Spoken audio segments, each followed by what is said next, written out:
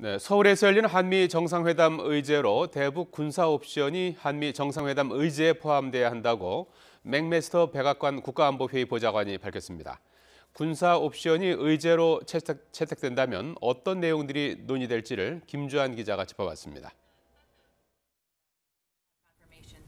트럼프 대통령의 아시아 순방에 앞서 기자회견을 자청한 맥메스터 백악관 안보보좌관은 북한은 한국과 미국의 우방국뿐만 아니라 전 세계의 위협적인 존재라고 규정했습니다.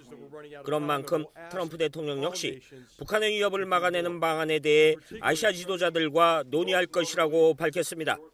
And he will remind friend and foe alike that the United States stands ready to defend itself and our allies, using the full range of our capabilities.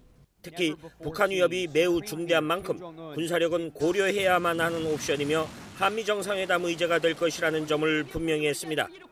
대북 군사 옵션이 정상회담 의제로 채택될 경우 어떤 방안들이 논의될까?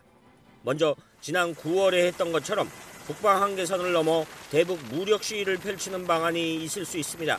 이 경우 최근 한반도 인근 해역에 집결한 미 항모강습단의 북상도 고려해 볼 수 있습니다. 두 번째로 거론될 가능성이 있는 것은 해상봉쇄입니다.